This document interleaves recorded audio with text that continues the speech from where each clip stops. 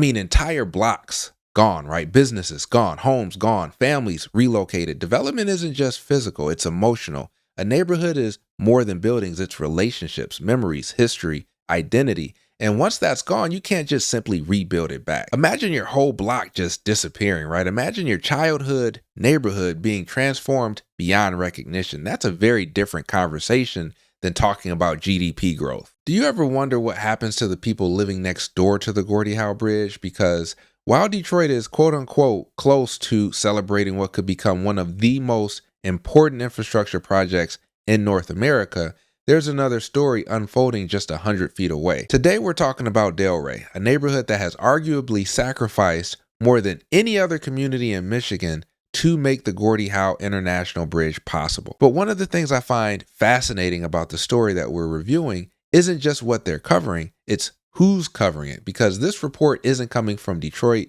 it's not coming from Michigan, it's not even coming from the United States.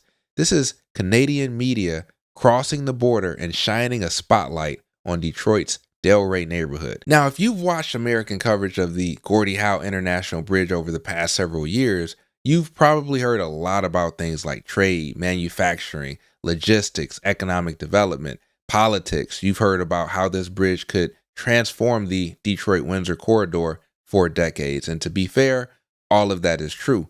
But this Canadian report asks a very different question. What happened to the people living next door to this bridge? Because while politicians, business leaders, developers, and economic development organizations have spent years talking about the benefits of this project, the residents in Delray have spent those same years living with dust, noise, demolition, environmental concerns, construction delays, and a neighborhood that has been fundamentally transformed. And I think that's what makes this story so interesting, right? This isn't a report about whether the bridge is good or bad. It's a report about who bears the costs of progress. And coming from a Canadian news organization, it's especially interesting because Canada has been one of the bridge's biggest champions and primary funders, yet they are highlighting the human impact on a Detroit neighborhood.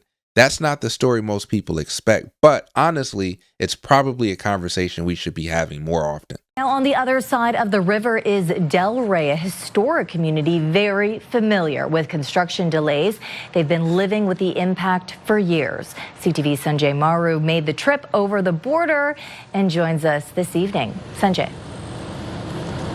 The major theme of today is disappointment, not just for Canadians, but for Americans as well. And with this latest delay, residents living in Detroit's Delray neighborhood say the disruption of this ongoing project is continuing to pile up on their doorsteps day after day.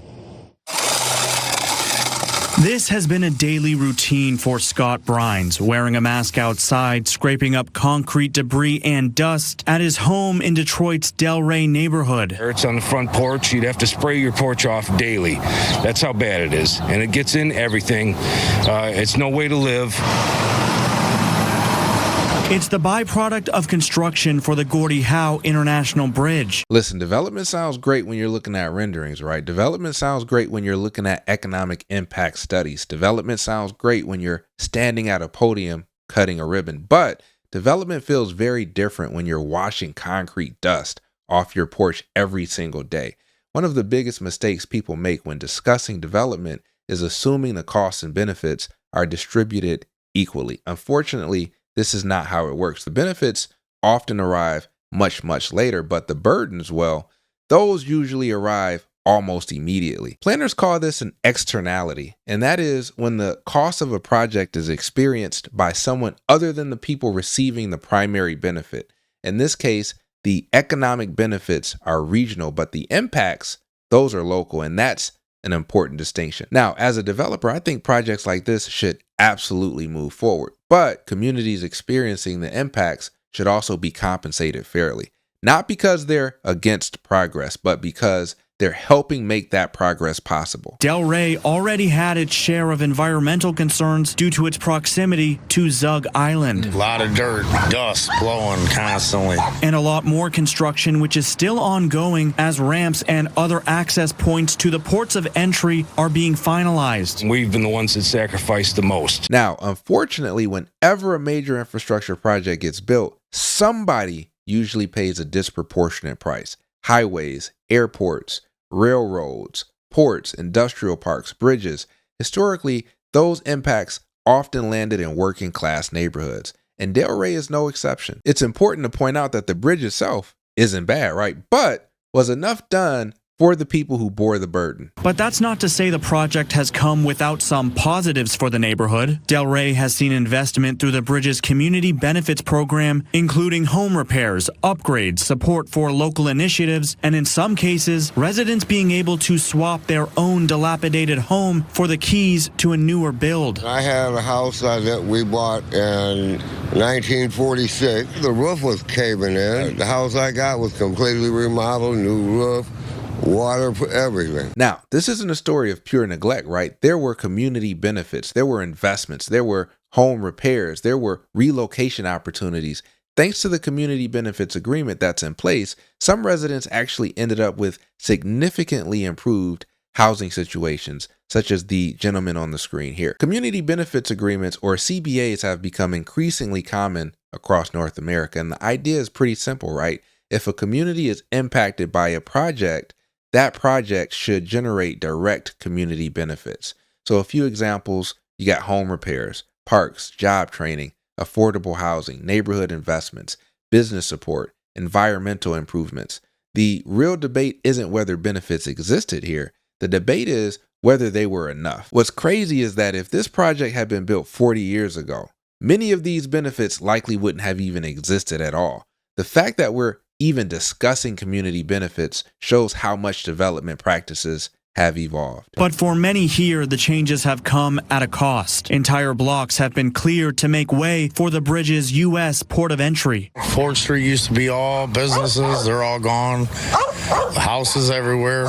They're all gone, just very few houses in the neighborhood, I mean, entire blocks gone, right? Businesses gone, homes gone, families relocated. Development isn't just physical, it's emotional. A neighborhood is more than buildings, it's relationships, memories, history, identity. And once that's gone, you can't just simply rebuild it back. Imagine your whole block just disappearing, right? Imagine your childhood neighborhood being transformed beyond recognition. That's a very different conversation than talking about GDP growth. While some residents were able to relocate, others have stayed behind in a neighborhood that no longer looks the same. Delray was once a booming working-class neighborhood built around factories that drew thousands of families here. A lot of people live here for a long time. A lot of them died here. But over time, industrial expansion, disinvestment, and what residents say is the rise of drugs in the area all contributed to its decline. Here's the irony. The same forces that built Delray are the forces transforming it today.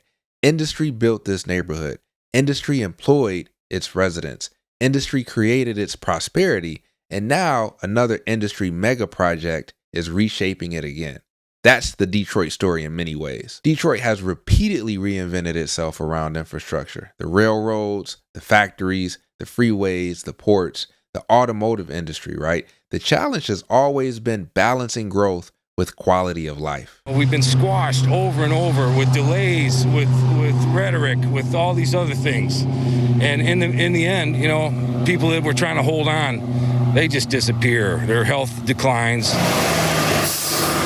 For those who call Delray home, the hope is once bridge construction ends, the neighborhood can begin to find its footing again. We just hope in the future, hey, we're going to start cleaning this up and treating this like a community. A community still defined by its riverfront, its history, and the people who have stayed.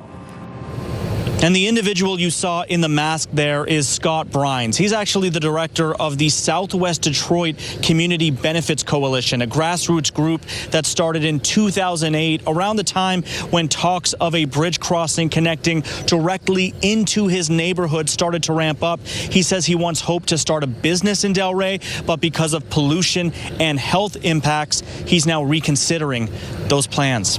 Now, this is important. Economic development isn't just about attracting outside investment. It's about whether existing residents feel confident enough to invest in themselves. If the people already living in a neighborhood don't see a future there, that's a warning sign. One very important metric I pay attention to is whether or not residents want to stay in said community, right? Start businesses, buy property, raise families. To me, that's how you measure long-term neighborhood health. Now, if the Gordie Howe Bridge succeeds economically, it will probably be celebrated as a massive win, and it may very well deserve that celebration. But success at the regional level doesn't automatically mean success at the neighborhood level.